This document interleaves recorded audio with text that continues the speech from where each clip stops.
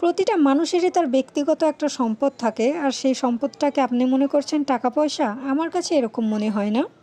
তার কারণ আমার কাছে মনে হয় প্রতিটা মানুষেরই তার ব্যক্তিগত একটা সম্পদ থাকে, আর সেই সম্পদটা হচ্ছে তার নিজের সন্তান। আসসালামু আলাইকুম এভরিওয়ান, ওয়েলকাম জানাচ্ছি নতুন আরও একটি ভিডিওতে। আশা করছি আমার আজকের ভিডিওটা আপনাদের কাছে ভালো লাগবে।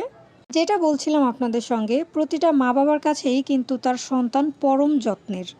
তবে এই যত্ন, এই ভালোবাসা কিছু সময় দেখা যায় যে টাকার জন্য বিক্রি হয়ে যায়। এই কথাটা বলারও কারণ আছে। তার কারণ আমি অনেক সন্তানকে দেখেছি যে একা একা মানুষ হচ্ছে, হয়তোবা কোনো লোকের কাছে, নয়তোবা দাদি বা নানির কাছে সময় মতো মাকে পাচ্ছে না, তার বাবাকে পাচ্ছে না। তার একটাই কারণ, তার মা বাবা ছুটে চলেছে টাকার নেশার কাছে। মা বাবার চিন্তা সন্তানকে ভালো লেখাপড়া করাতে হবে, তার ভবিষ্যৎ গড়ে দিতে হবে, এজন্য আমাদের টাকা ইনকাম করাটা প্রচুর জরুরি। তবে তারা এটা ভুলে যাচ্ছে যে টাকা ইনকামের নেশায়, তাদের ভবিষ্যৎ গড়ার নেশায় তারা তাদের বর্তমানকে নষ্ট করছে। কারণ একটা বাচ্চা যখন ছোট থাকে বা খুবই বয়স অল্প থাকে, তখন কিন্তু তার টাকার প্রয়োজনের তুলনায় তার মা বাবার প্রয়োজনটা বেশি বোধ করে। দিন শেষে দেখা যায় ভবিষ্যতের চিন্তা করে বা ভবিষ্যতের পরিকল্পনা করে আমরা আমাদের বর্তমানটাকেই কিন্তু মাটির সাথে মিশিয়ে দিচ্ছি। তবে আমার কাছে পার্সোনালি মনে হয়, সন্তানের ভবিষ্যৎটা যদি ভালো করে আমরা গড়ে তুলতে চাই, তাহলে সর্বপ্রথম তার বর্তমানটাকে সুন্দর করে গড়ে তুলতে হবে। তাই বলে এটা বলছি না যে যারা পরিশ্রমী বা মা বাবা দুজনেই সন্তানের জন্য খুবই কষ্ট করছেন তারা হাত পা তুলে বসে থাকুন।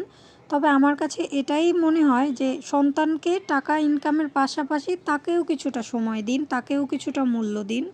তার বর্তমানটাকে আপনি যতটা সুন্দর করে গুছিয়ে নিতে পারবেন, ভবিষ্যৎটা কিন্তু তার চাইতেও বেশি সুন্দর করে গোছানো এমনিতেই হয়ে যাবে। আপনাদের সঙ্গে কথা বলতে বলতে আমি আমার রান্নাটাও কমপ্লিট করে ফেলছি।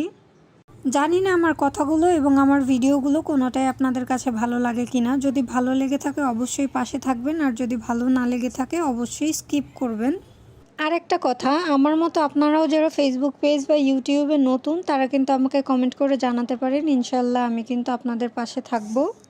এক একজনের রান্নার কিন্তু ধরন এক এক রকম, এজন্যই কিন্তু আমি আপনাদের সঙ্গে রান্নাগুলো শেয়ার করি এবং কিছু কথাও শেয়ার করি আপনাদের সঙ্গে।